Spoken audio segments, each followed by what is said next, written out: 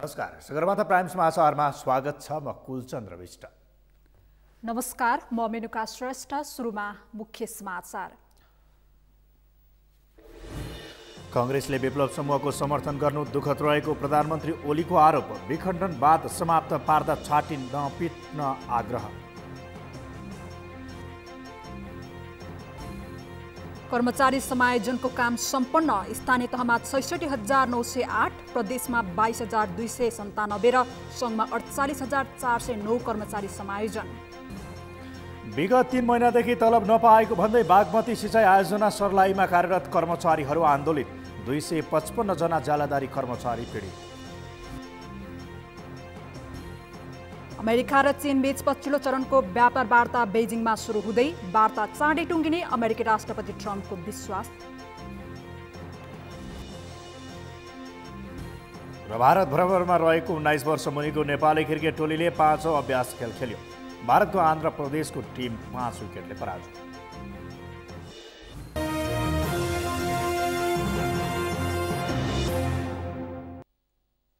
Sagarmatha prime समाचार अब विस्तारमा। प्रधानमन्त्री केपी शर्मा ओलीले वितण्डा मचाउन खोज्ने तत्त्वलाई समर्थन गरेको भन्दै नेपाली कांग्रेसको सर्को आलोचना गर्नुभएको छ।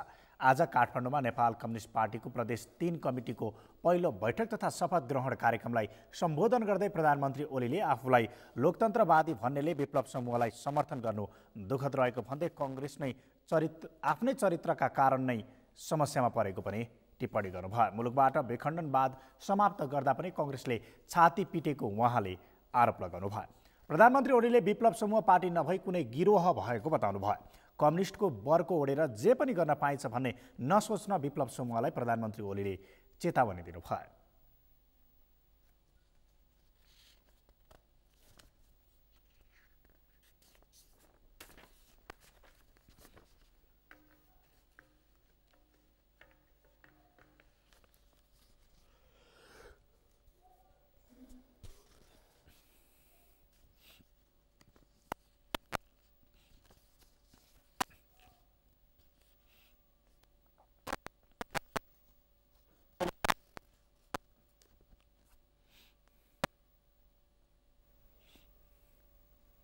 मचाइएको छ।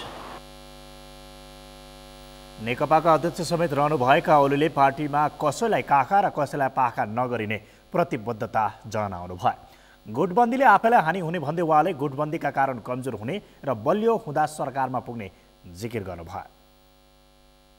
म साथीहरूलाई भन्न चाहन्छु, कुनै प्रकारका गुटबन्दीमा नलाग्नुहोस्। लाग्नु हुँदैन। गुटबन्दीमा लाग्नु भनेको आन्दोलनलाई, पार्टीलाई नोक्सान गर्नु हो। गुटबन्दीले पार्टीलाई लामो समयसम्म विभाजित गर्यो, फुटायो, टुक्रा टुक्रा बनायो र हामीले के भयो? कोही जेलमा बस्नु पर्यो, कोही भाग्नु पर्यो, कोहीले के गर्नु पर्यो। किन भन्दा हामी एकजुट र मजबुत भएनौँ। कार्यक्रममा नेकपाका 3 नम्बर प्रदेश सदस्यहरूको शपथ पनि गराइएको थियो। मङ्सिर 12 गते बसेको सचिवालय बैठकले तत्कालीन नेकपा एमालेबाट 116 र माओवादी केन्द्रबाट 101 गरी 217 सदस्यीय प्रदेश कमिटी गठन गरेको थियो। नेकपाले अष्टलक्ष्मी साक्यलाई प्रदेश 3 नम्बर इन्चार्जको जिम्मेवारी दिएको छ।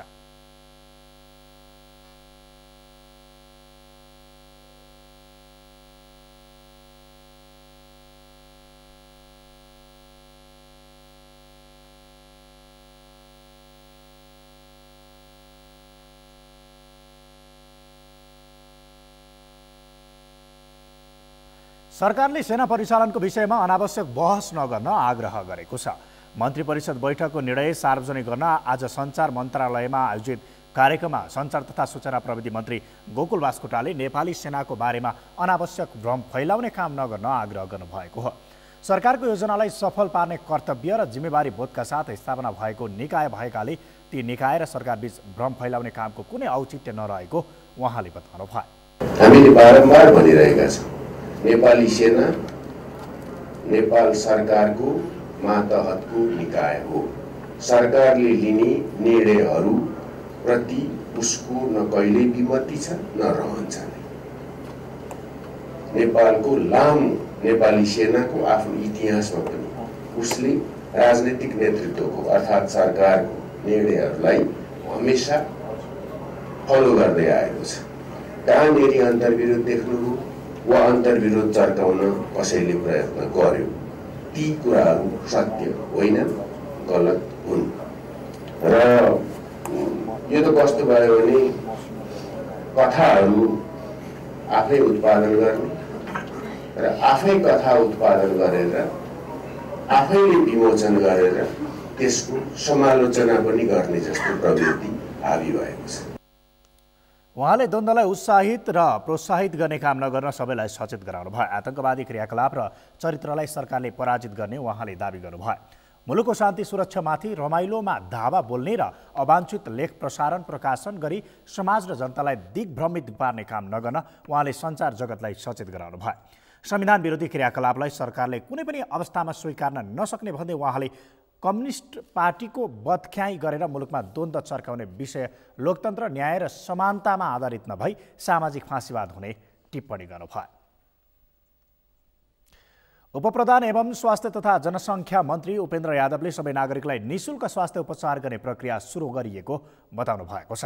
उपप्रधानमन्त्री यादवले देशका सबै वडामा निःशुल्क स्वास्थ्य उपचारका लागि एकैसाथ 1200वटा स्वास्थ्य चौकी स्थापनाका लागि आवश्यक बजेटको व्यवस्था गरी स्थानीय सरकारलाई उपलब्ध गराएको जानकारी दिनुभयो।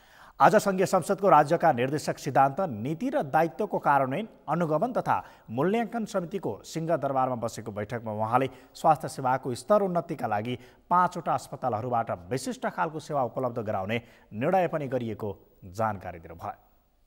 उपप्रधानमन्त्री यादवले हरेक नगरपालिकामा 1-1वटा सुविधा सम्पन्न अस्पताल निर्माण गर्ने योजना पनि अघि सार्नुभयो। नेपाल भ्रमणमा रहेका भारतीय विदेश सचिव विजय गोखलेले प्रधानमन्त्री केपी शर्मा ओलीसँग भेटवार्ता गर्नुभएको छ।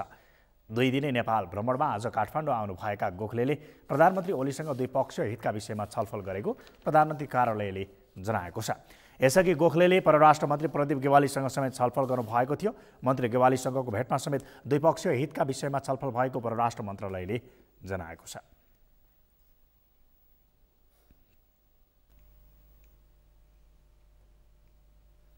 सरकारले सङ्घ, प्रदेश र स्थानीय निकाय गरी 3वटै तहमा कर्मचारी समायोजनको प्रक्रिया टुङ्ग्याएको छ। सङ्घीय मामिला तथा सामान्य प्रशासन मन्त्रालयले आज पत्रकार सम्मेलन गर्दै सबै निकायमा कर्मचारी समायोजनको प्रक्रिया टुङ्गोमा पुगेको जनाएको हो।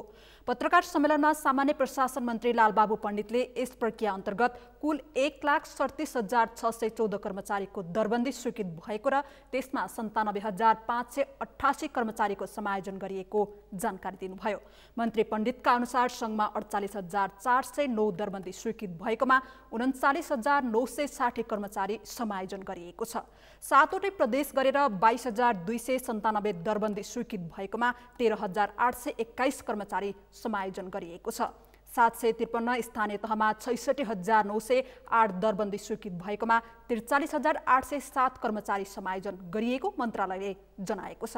मन्त्री पण्डितले आफूले मन्त्रालय सम्हालेको 1 वर्ष 12 दिनमा समायोजनको काम सकेको दावी गर्नुभयो।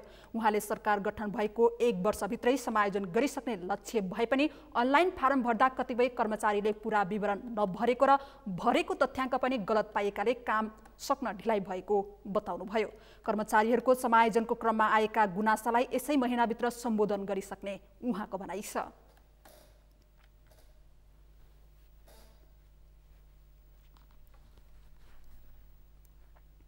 कतिपय जाय र कतिपय इच्छा मात्रै लागेका गुनासाहरू पनि आएको र आउन अझै समय दिइएको। अब यही चाहिँ 20 गतेसम्म दिइएको र धमाधम विश्लेषण पनि भइरहेको र आएको माथि विश्लेषण गरेर जायज गुनासाहरूलाई हामी सम्बोधन गर्छौँ भनेर अहिले नै हामीले चाहिँ अभिव्यक्त गरिसक्यौँ। उहाँले अब छिट्टै 15,000 देखि 20,000 कर्मचारीको नयाँ भर्ना खोल्ने जानकारी पनि दिनुभयो। आगामी आर्थिक वर्षभित्र कर्मचारी नियुक्त हुने गरी छोटो प्रक्रियाबाट कर्मचारी नियुक्तको पक्षमा आफू रहेको उहाँले बताउनुभयो। प्रमुख प्रतिपक्षी दल कांग्रेसका सभापति शेरबहादुर देउवा समेत सदस्य रहने संवैधानिक परिषद बैठक देउवाकै अनुपस्थितिमा बसेपछि कांग्रेस र सरकार बीच फेरि विवाद बल्झिएको छ। यसअघि विभिन्न संवैधानिक आयोगका पदाधिकारी सिफारिस गर्दा समेत देउवा बिनै बसेको बैठक पछिल्लो समय निर्वाचन आयोगमा प्रमुख आयुक्तको सिफारिस समेत देउवाको अनुपस्थितिमा गरेपछि विवाद झनै बल्झिएको हो। अमृतराज काफ्लेको रिपोर्ट। यसै साता बसेको संवैधानिक परिषदको बैठकले प्रमुख निर्वाचन आयुक्तका लागि दिनेश थपलियाको नाम सिफारिस गरेको थियो, जुन बैठकमा प्रमुख प्रतिपक्षी दल काङ्ग्रेस सभापति शेरबहादुर देउवा अनुपस्थित थिए। सभापति देउवाले 21 गतेसम्म आफू व्यस्त रहने भन्दै बैठक सार्न लिखित जानकारी दिएका थिए, तर देउवाको अनुपस्थितिमै बसेको बैठकले प्रमुख निर्वाचन आयुक्तमा थपलियाको नाम सिफारिस गरेको थियो। काङ्ग्रेस सभापतिले आज आउन नसक्ने संसदीय दलको बैठक भएको हुँदा आज उपस्थित हुन नसक्ने भनेर लिखित पत्र पठाउनु भएको उहाँ बिना निर्णय भयो। उहाँको त्यो त अनुपस्थित अब चिठी आयो हुनु भएन भनेपछि अनुपस्थितिमै भयो। त्यसबाहेक अघिल्लो महिना विभिन्न संवैधानिक आयोगका पदाधिकारी सिफारिस गर्दा समेत देउवाको उपस्थिति थिएन। संवैधानिक व्यवस्थाअनुसार प्रमुख प्रतिपक्ष दलको नेता समेतको उपस्थितिमा बैठक बस्नुपर्ने व्यवस्था छ। परिषदमा रहने सबै सदस्यलाई 48 घण्टा अघि जानकारी दिनुपर्ने र जानकारी पाएपछि बैठकमा अनुपस्थित रहे बैठक बस्न सक्ने व्यवस्था छ। तर देउवाले भने आफू अनुपस्थित रहने जानकारी गराएर बैठक 21 गतेपछि राख्न लिखित रूपमै जानकारी दिए पनि बैठक सञ्चालन गरेपछि काङ्ग्रेसले आपत्ति प्रकट गरेको छ। चाहे संवैधानिक परिषदको सम्बन्धी निर्णय होस्, चाहे यो संसदमा जसरी उहाँहरूले चाहिँ विधेयकहरूलाई चाहिँ बिना छलफल आज प्रस्तुत गर्यो चाहिँ 4 बजेभित्र चाहिँ पारित गर्ने कुराहरू छन्, कुनै छलफल छैन। त्यसमा धेरै गलत कुराहरू चाहिँ समावेश भएको छन्। त्यस हुनाले मलाई लाग्छ यो सरकारका यी क्रियाकलापहरू यो समग्र सरकारका जुन चाहिँ गलत काम छ त्यसमध्येको एउटा महत्त्वपूर्ण गलत काम यो भएको छ। संवैधानिक परिषद लगायतका कुराहरू यसलाई हामीले गम्भीरताका साथ लिएका छौँ। यसअघि देउवाको अनुपस्थितिमै 5 वटा संवैधानिक आयोग पदाधिकारी नियुक्त गरेपछि संसदीय सुनवाई समितिको बैठक समेत काङ्ग्रेसले बहिष्कार गरेको थियो। तर काङ्ग्रेसले बहिष्कार गरेको सुनवाई समितिको बैठकले समेत सिफारिस अनुमोदन गरेको थियो। सगरमाथा टेलिभिजनका लागि क्यामेरामा केशव तिमिल सिन्हाका साथमा अमृतराज काफ्ले, काठमाडौँ। नेपाल कम्युनिस्ट पार्टी नेकपाको पार्टी संगठन झन अस्तव्यस्त र भद्रगोल बन्दै गएको छ। पार्टीको आन्तरिक भागभण्डा र नेताहरू बीचको तिक्तताका कारण नेकपा एकीकरण प्रक्रिया लम्बिँदा पार्टी संरचना अस्तव्यस्त बनेको हो। श्रीकृष्ण सुवेदीको रिपोर्ट। सरकारको नेतृत्वकर्ता दल नेपाल कम्युनिस्ट पार्टी नेकपा भित्रको आन्तरिक विवादका कारण पार्टी संगठन भद्रगोल बन्दै गएको छ। नेकपा एमाले र नेकपा माओवादी केन्द्र बीच एकीकरण भई नेकपा गठन भएको 10.5 महिना भइसक्दा समेत एकीकरण प्रक्रिया टुङ्गिन नसक्दा समस्या आएको हो। अध्यक्ष दुई केपी शर्मा ओली र पुष्पकमल दाहाल बीच पटक पटक छलफल भए पनि अन्य नेताको असन्तुष्टि र वरिष्ठलाई समेट्नुपर्ने अडानका कारण नेकपा एकता प्रक्रिया लम्बिएको हो। यति समय लाग्न हुने नै होइन। यो अहिले 10 महिना भन्दा बढी भइसक्यो। यति समय लाग्न हुने होइन, तर लाग्यो। म कारण केही भनेर नचाहन्न, साथीहरूलाई थाहा छ। तर अब यो एकता प्रक्रिया छिटै नै टुङ्गिन्छ र अगाडि बढ्छ। प्रधानमन्त्री समेत रहेका नेकपा अध्यक्ष ओलीले पार्टी एकताको बाँकी काम छिट्टै पूरा हुने दाबी यो बीचमा धेरै पटक गरेका छन्। अध्यक्ष ओलीले पार्टी एकताका विषयमा असन्तुष्टि भए पार्टीभित्रबाटै समाधान गर्ने भन्दै भागभण्डामा आफू नहटाएको भन्दै नआत्तिन पनि नेताहरूलाई आग्रह गरिरहेका छन्। अगाडि बढ्नै पर्छ, हामी अगाडि बढ्नै पर्छ र हामी हरेकले अगाडि बढ्ने बाटोतिर हेर्नु पर्दछ।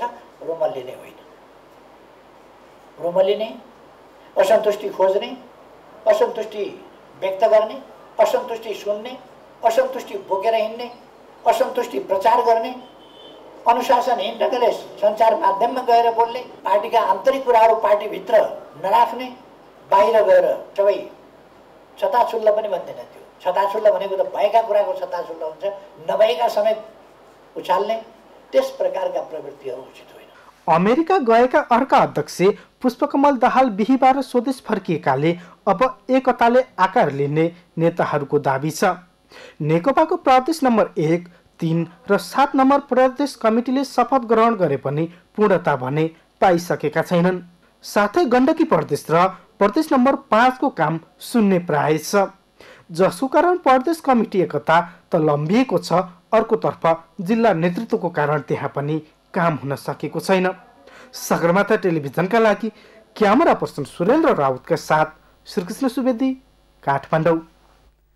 पोखरा अन्तर्राष्ट्रिय विमानस्थलको निर्माण कार्य तीव्र रूपमा अघि बढेको छ।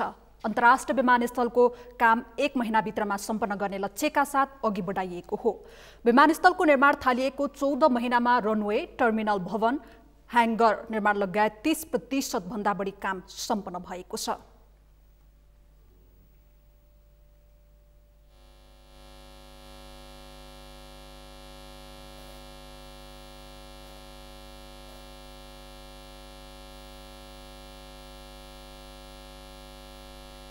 नागरिक उड्डयन प्राधिकरण र चिनिया निर्माण कम्पनी CMC बीचको सम्झौता अनुसार सन् 2021 को जुलाई 10 सम्ममा निर्माण सम्पन्न हुनुपर्नेछ।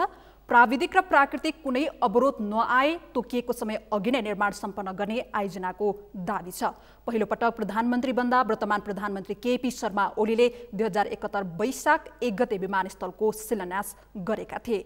चिनिया एक्जिम बैंकको 22 अर्ब सहयोगसँगै निर्माण थालिएको यो विमानस्थलमा मध्यस्तरका जहाजको उडान तथा अवतरण गर्न सकिनेछ। विमानस्थल बनेमा पोखरेली जनताले आशंका गरे पनि विमानस्थलमा भइरहेको निर्माण कार्यले समयमै काम सकिनेमा आशावादी हुन सक्ने संकेत मिलेको छ। शारीरिक रूपमा अशक्त भएकाहरूले व्हीलचेयर मैत्री सडक तथा फुटपाथ निर्माण गर्न सरकारसँग माग गर्दै आज काठमाडौँको जोरपाटीमा प्रदर्शन गरेका छन्। जोरपाटी सडक खण्डको फुटपाथ समेत व्हीलचेयर मैत्री नभएपछि शारीरिक रूपमा अशक्त भएकाहरूले सो फुटपाथ भत्काउँदै आफूहरू मैत्री सडक तथा फुटपाथ निर्माण गर्न सरकारलाई दबाब दिन प्रदर्शन गरेका हुन्। सरकारलाई पटक पटक आग्रह गर्दा पनि आफूहरू मैत्री फुटपाथ समेत नबनेपछि त्यसको विरुद्धमा बनाइएको फुटपाथ समेत भत्काउन बाध्य हुनु परेको शारीरिक रूपमा अशक्त ललितपुरका भोजराज श्रेष्ठले जानकारी दिनुभयो। अपाङ्गता मैत्री संरचना नभएको कारणले गर्दाखेरि हामी बाध्य भएर घरभित्र बसिरहनु पर्ने अवस्था छ र यो अवस्थालाई मानव निर्मित भौतिक संरचनाले नै हामीलाई अपाङ्गता बनाएको हो। नत्र हामी अपाङ्ग भनेर चाहिँ हामीले आफूलाई भन्दैनौँ। त्यसले गर्दाखेरि यो एरिया जोरपाटी एरिया जहाँ चाहिँ चाबेरबाट साँखुसम्म जाने बाटो, यहाँ पटक पटक मन्त्री, सचिव, सडक विभाग सबैलाई हामीले आग्रह गर्दाखेरि पनि, लिखित रूपमा गएर अनुरोध गर्दाखेरि पनि यहाँ अहिले बाटो बन्दैछ। सरकारले आफूहरूलाई घरबाट बाहिर जान नदिने गरी सडक तथा फुटपाथ निर्माण गरेकाले त्यसको विरोध गर्नु परेको शारीरिक रूपमा अशक्त अर्की गीता झाले बताउनुभयो। उहाँले व्हीलचेयर मैत्री सडक तथा फुटपाथ निर्माणका लागि सरकारलाई दबाब दिन पनि सबैलाई आह्वान गर्नुभयो। हामी मान्छे अपाङ्ग भयो, मन मस्तिष्क अपाङ्ग छैन नि, त्यो भएर चाहिँ यसलाई चाहिँ राम्रो होस् भन्ने हेर्नु त। अब यहीँ कलेजहरू भनेको छ, कसरी जाने त? उतादेखि आयो अनि गाडी त यो बाटोको अप्ठ्यारोले त के चाहिँ भएन भन्नु न। हामी त यसै त वञ्चित छौँ भने न पसलहरूतिर जानु पाउँछ, न स्कुल कलेजहरूतिर जानु पाउँछ, न कतै के जान पाउँछ। एक ठाउँको एक ठाउँ हुन्छ त, धेरै अवरोध हुन्छ। गाडीहरूको चाप बढी भएपछि त हामी त्यहाँ त निस्किन पाउँदैनौँ नि त। बिचबाट उनीहरूले लाने भनेको भन्यो नि त। यो बिचबाट हेर्नु त अहिले एकैछिन यहाँ हुँदा त यस्तो चाप देखिन्छ भनेर, अनि सधैँ त यस्तो सबैजना हुँदैन नि त, एक्लै पनि हुन्छौँ हामी, निस्किन सक्दैनौँ। यहाँ त धेरै सिभियर अपाङ्गहरू पनि बस्नुहुन्छ। अपाङ्गता मैत्री सडक तथा फुटपाथ निर्माण गर्न माग गरिएको प्ले कार्ड समेत लिएका शारीरिक रूपमा अशक्त रहेका नागरिकहरूले व्हीलचेयर मैत्री सडक तथा फुटपाथ निर्माण गरे वृद्धदेखि बालबालिका समेतको हित हुनेतर्फ पनि सरकारको गम्भीर ध्यानाकर्षण गराएका छन्। नेपालमा हाल कुल जनसङ्ख्याको 10% शारीरिक रूपमा अशक्त भएकाहरू रहेका छन्। उनीहरूको हितप्रति सरकार संवेदनशील नदेखिएको विभिन्न अध्ययन प्रतिवेदनले पनि देखाएको छ। सगरमाथा प्राइम समाचारमा अब एकैछिन विश्रामपछि विगत 3 महिनादेखि तलब नपाएको भन्दै बागमती सिंचाई आयोजना सर्लाहीमा कार्यरत कर्मचारीहरू आन्दोलित, 255 जना ज्यालादारी कर्मचारी पीडित। वैदेशिक रोजगारीमा ठगी गरेको भन्दै 56 जना युवाले उजुरी दिए। काठमाडौँको ग्रिस म्यानपावरले प्रति व्यक्ति 1.5 लाख रुपैयाँ लिएर अलपत्र पारेको आरोप र एसई परीक्षामा चिट चुराउँदै गरेका अभिभावकबाट सिराहामा पत्रकारमाथि दुर्व्यवहार, प्रश्नपत्र बाहिरिएकाले प्रदेश 2 मा आजको परीक्षा रद्द।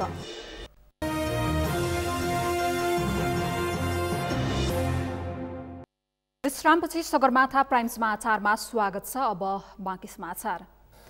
3 महिनादेखि तलब नपाएपछि बागमती सिँचाइ आयोजना सर्लाहीमा कार्यरत कर्मचारीहरू आन्दोलित भएका छन्। बागमती सिँचाइ आयोजनामा कार्यरत 255 जना ज्यालादारी कर्मचारी आन्दोलित भएका हुन्। कर्मचारीको सेवा सुविधाका लागि आयोजनाले पटक पटक सिफारिस गरी सिँचाइ मन्त्रालय हुँदै अर्थ मन्त्रालयमा फाइल पठाए पनि कार्यान्वयन नभएपछि ज्यालादारी कर्मचारीहरू पीडित बनेका हुन्। बागमती सिँचाइ आयोजनालाई बागमती मनुष्यमारा झाँच सिँचाइ आयोजनामा गाभेपछि त्यहाँ कार्यरत कर्मचारी तलब पाउनबाट वञ्चित भएका हुन्। पेसाको सुनिश्चितता र तलबको माग राख्दै उनीहरू चैत 3 गतेदेखि चरणबद्ध आन्दोलनमा उत्रिएका छन्। सिँचाइ विभाग अस्थायी करार कर्मचारी संगठनका अध्यक्ष केशव रेग्मीले बहाल रहेका कर्मचारीलाई अन्यत्र व्यवस्थापन गर्ने नाममा तलब सुविधाबाट वञ्चित गर्नु दुर्भाग्यपूर्ण रहेको बताउनुभयो।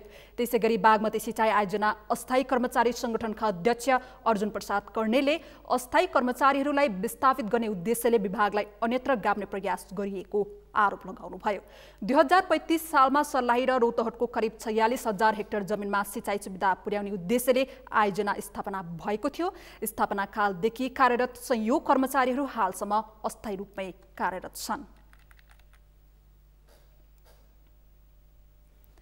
वैदेशिक रोजगारीमा लैजाने प्रलोभन देखाएर ठगी गरेको भन्दै 56 जना युवाले वैदेशिक रोजगार विभागमा उजुरी दिएका छन्।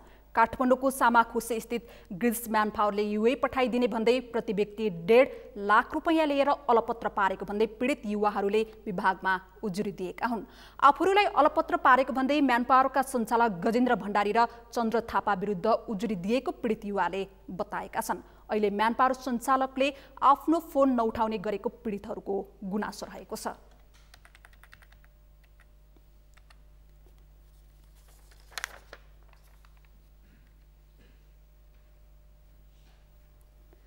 एससीई परीक्षाको समाचार सङ्कलनका क्रममा सिराहाको एक परीक्षा केन्द्रमा विद्यार्थीहरूलाई चिट चुराउँदै गरेका अभिभावकहरूले पत्रकारमाथि दुर्व्यवहार गरेका छन्। सिराहाको हनुमान प्रसाद शारदा मावि परीक्षा केन्द्रमा गार्डहरू के मिले मतोमा अभिभावकहरूले विद्यार्थीलाई चिट चुराएको जानकारी पाएपछि समाचार सङ्कलन गर्न पुगेका सगरमाथा सहकर्मी गणेश शाह र स्थानीय पत्रकार जयनाथ यादवमाथि अभिभावकहरूले दुर्व्यवहार गरेका हुन्।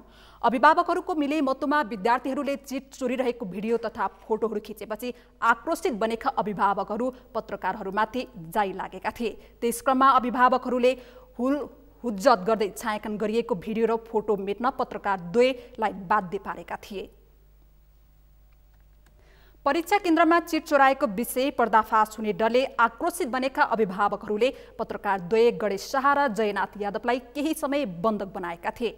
बन्धक बनाइएका पत्रकार द्वय शाह र यादवलाई सशस्त्र प्रहरीको टोलीले उद्धार गरेको थियो। अभिभावकहरूले सञ्चारकर्मीले प्रयोग गरेको सवारी साधनमा समेत तोडफोड गरेका छन्।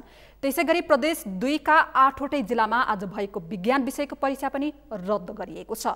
प्रदेश 2 का शिक्षा निर्देशक रमाकान्त शर्माका अनुसार आज सम्पन्न विज्ञान विषयको परीक्षामा परीक्षा सुरु हुनु अगावै प्रश्नपत्र बाहिरिएको सन्दर्भमा विभिन्न जिल्लाबाट आएको सिफारिसको आधारमा यस्तो निर्णय गरिएको बताउनु भएको हो।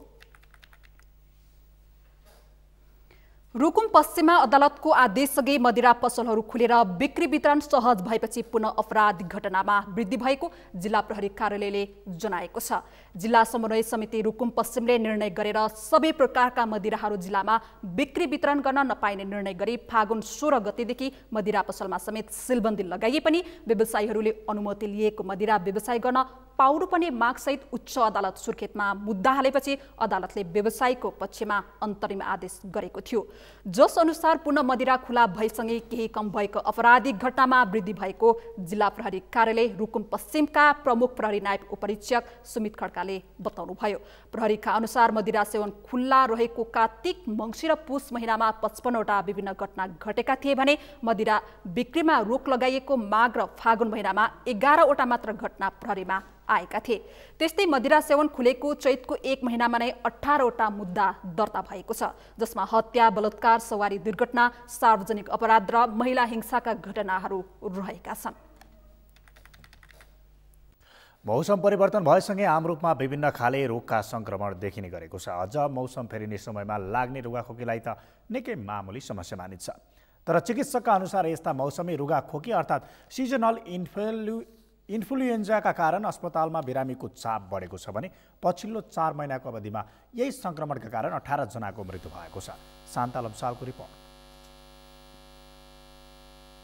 मौसमी रुगाखोकी अर्थात् सिजनल इन्फ्लुएन्जालाई स्वाइन फ्लूका रूपमा अर्थ्याइए पनि अहिले नेपालमा स्वाइन फ्लू जस्तै मानिने रुगाखोकी जन्ने रोगको समयमै उपचार नहुँदा बिरामीको धमाधम ज्यान जान थालेको छ।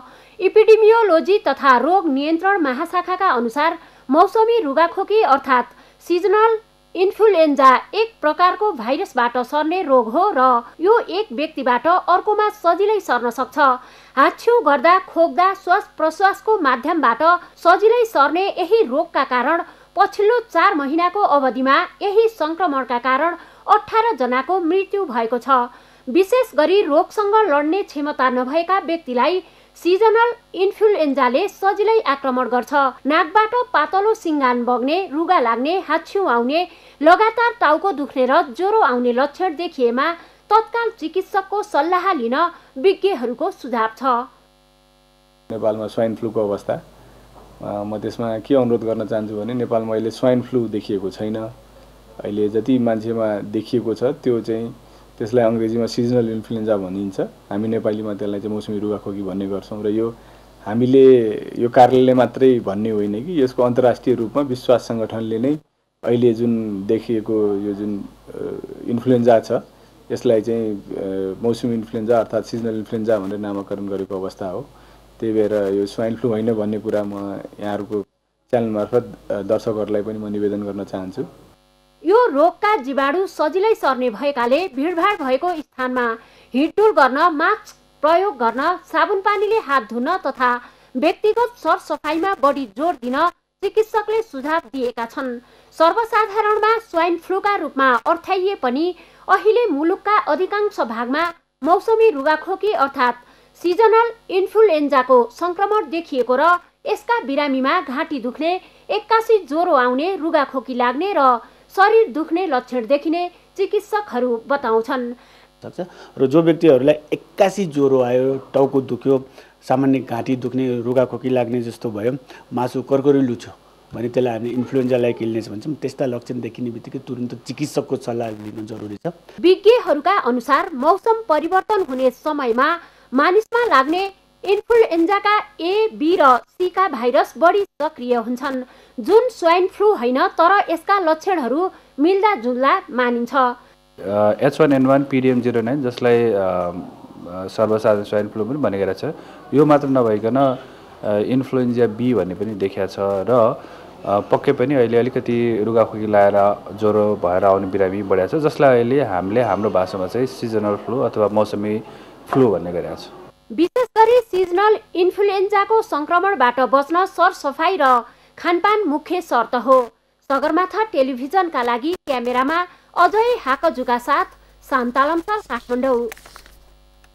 यसै सन्दर्भमा आज हामीले सगरमाथा जनबोलीमा स्वास्थ्य कर्मीहरूलाई सोधेका थियौँ, इन्फ्लुएन्जाबाट जोगिन के गर्नु पर्ला। हेरौँ उनीहरूको प्रतिक्रिया उनीहरूकै शैलीमा।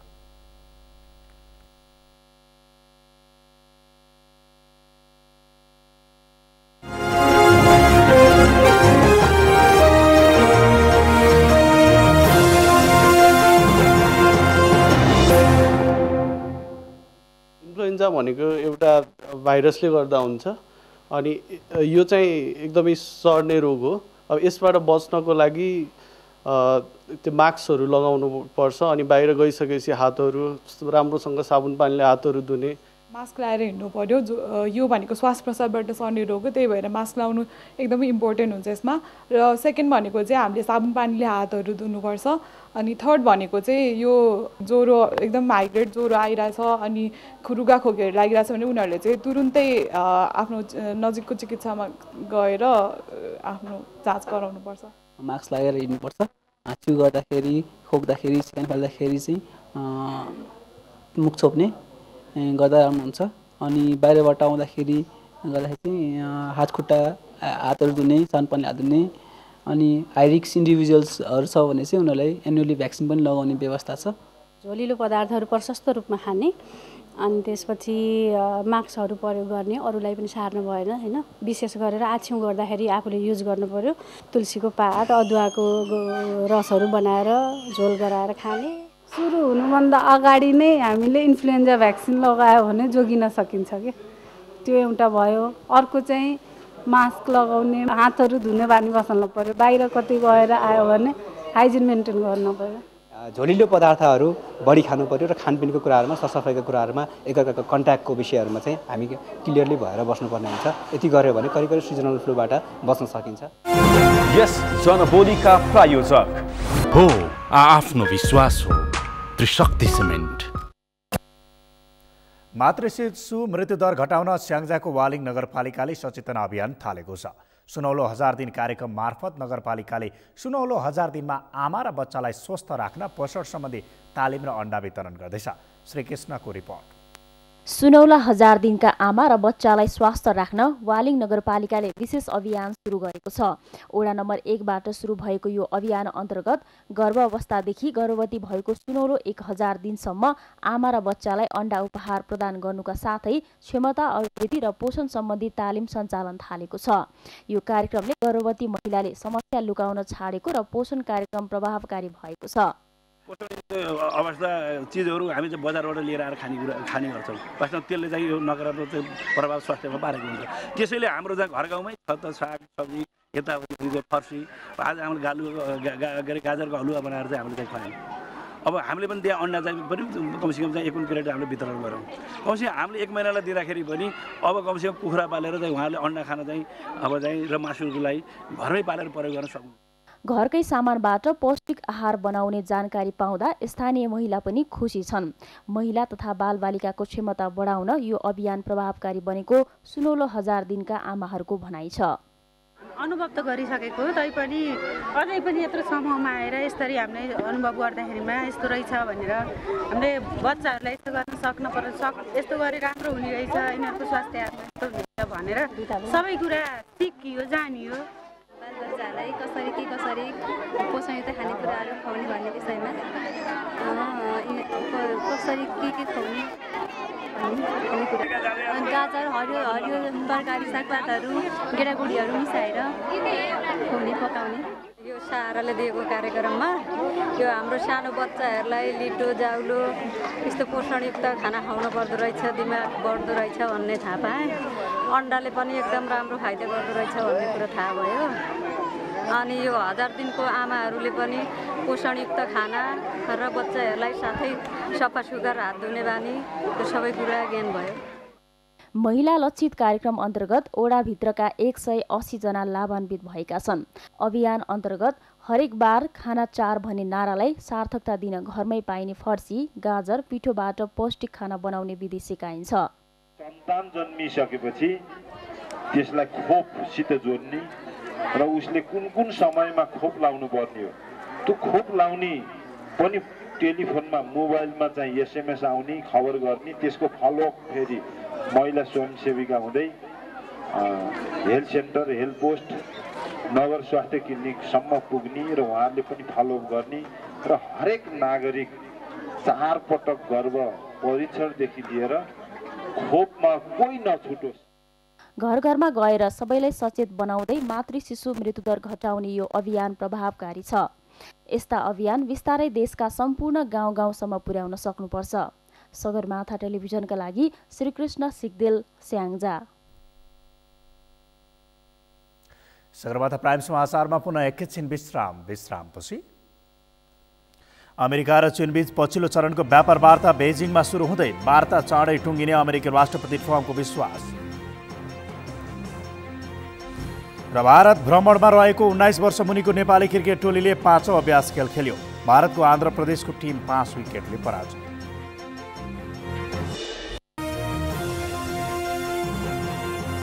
अब पालो अर्थ समाचारको। अर्थ समाचारका प्रायोजक हो आफ्नो विश्वास हो त्रिशक्ति सिमेन्ट। प्रधानमन्त्री केपी शर्मा ओलीले मुलुकको समृद्धि र विकासका लागि सरकारले अब लामो समय पर्खन नसक्ने बताउनु भएको छ। नेपाल उद्योग वाणिज्य महासङ्घको आयोजनामा आजबाट काठमाडौँको भृकुटी मण्डपमा सुरु भएको नेपाल अन्तर्राष्ट्रिय व्यापार मेलाको उद्घाटन गर्दै प्रधानमन्त्री ओलीले मुलुकको समृद्धिको राष्ट्रिय आकांक्षा पूरा गर्न तीव्र गतिका साथ बहुआयामिक विकास आवश्यक रहेको समेत बताउनुभयो। सरकार एकाधिकार एकलौटी गर्ने पक्षमा नरहेको भन्दै प्रधानमन्त्री ओलीले सार्वजनिक क्षेत्रलाई कम गर्दै निजी क्षेत्रलाई निर्माणलाई प्रोत्साहन गरिने स्पष्ट पार्नुभयो। प्रधानमन्त्री ओलीले मुलुकको विकासका लागि आन्तरिक तथा बाह्य लगानी भित्राउन आवश्यक रहेको भन्दै त्यसका लागि लगानी सम्मेलनको आयोजना गरेको बताउनुभयो। दोहोरो कर प्रणाली अन्त्य गर्नका लागि विभिन्न देशहरूसँग आवश्यक सम्झौता भइरहेको उहाँको भनाइ छ। फिर्ता लान पनि सक्नुहोस्, आफ्नो देशमा लान पनि सक्नुहोस्। त्यसका निम्ति हामीले यस बीचमा थुप्रै कानुनी, प्राविधिक, व्यवहारिक वा प्रशासनिक व्यवधानहरूलाई पनि हामीले सरलीकरण गरेका छौँ, कानुनहरू परिवर्तन गरेका छौँ, अनुकूल वातावरण बनाएका छौँ। अब वान स्टप सेन्टर, एक ठाउँबाटै हुने ती प्रबन्धहरू समेत गरेका छौँ हामीले। दोहोरो कर प्रणाली अन्त्य गर्नका लागि विभिन्न देशहरूसँग हामी त्यो डबल ट्याक्सेसन सम्बन्धी एग्रिमेन्टहरू गरिरहेका छौँ। त्यसका पनि समस्या, अरू विभिन्न कुराहरूका हर्डल्स जो हिजो थिए अब ती इतिहासका कुरा, आजका विषय होइन, हिजोका विषय हो। त्यसकारण हिजोका विषयमा अल्झिरहनु पर्ने आवश्यकता छैन। आजका विषयमा हामी अगाडि बढ्नुपर्छ। कार्यक्रममा महासङ्घका अध्यक्ष भवानी राणाले व्यापार घाटा घटाउनका लागि आयातलाई प्रतिस्थापन गरी निर्यात बढाउन वस्तु उत्पादनमा सहज वातावरण बनाउनु पर्ने बताउनुभयो। लगानी सम्मेलनमा सहभागी अन्य प्रतिनिधिसँगै निजी क्षेत्रले पनि सहभागिता जनाउन पाउँदा गर्वको महसुस भएको उहाँले बताउनुभयो।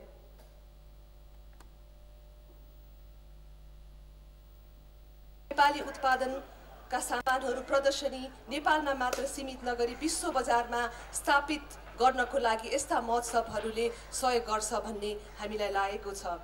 मैले यही अवसरलाई उपयोग गर्दै सम्माननीय प्रधानमन्त्रीज्यूसँग केही कुराहरू राख्ने अनुमति पनि चाहन्छु। सम्माननीय प्रधानमन्त्रीज्यू, भोलिदेखि लगानी सम्मेलन हुँदैछ। सम्मेलनमा 40 देशका 600 भन्दा पनि बढी लगानीकर्ताहरूको सहभागिता हुन गइरहेको छ र कम्तीमा 77 वटा परियोजना प्रस्तुत गर्ने कार्यक्रम पनि रहेको छ। शनिबार चल्ने सम्मेलनमा हामी निजी क्षेत्रले पनि सहकार्य गर्न पाउँदा हामी एकदम गर्वको अनुभव हामीलाई महसुस भएको छ। आगामी 18 चैतसम्म चल्ने मेलामा चीनबाट 90 वटा, भारतबाट 10 वटा, बङ्गलादेशबाट 40 वटा व्यावसायिक स्टल रहेका छन्। मेलामा हस्तकला, पर्यटन, सूचना प्रविधि एवं व्यावसायिक सूचना, कृषि उत्पादन, ऊर्जा, भवन तथा निर्माण, शिक्षा लगायत विधागत प्रदर्शनी गरिएको छ। मेलाको स्वदेशी र विदेशी गरी 1 लाख बढीले अवलोकन गर्ने अपेक्षा आयोजकले गरेका छन्।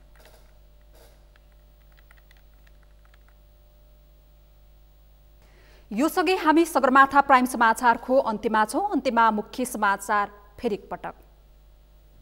कांग्रेसले विप्लव समूहको समर्थन गर्नु दुःखद रहेको प्रधानमन्त्री ओलीको आरोप। विखण्डनवाद समाप्त पार्दा छाती नपिट्न आग्रह।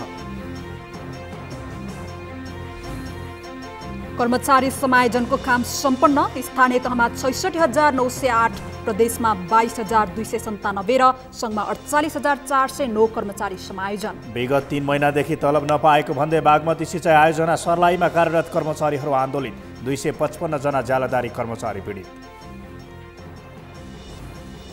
अमेरिका र चीन बीच पछिल्लो चरणको व्यापार वार्ता बेजिङमा सुरु हुँदै वार्ता चाँडै टुङ्गिने अमेरिकी राष्ट्रपति ट्रम्पको विश्वास। र भारतमा भ्रमणमा रहेको 19 वर्ष मुनिको नेपाली क्रिकेट टोलीले 5औं अभ्यास खेल खेल्यो। भारतको आन्ध्र प्रदेशको टिम 5 विकेटले पराजित।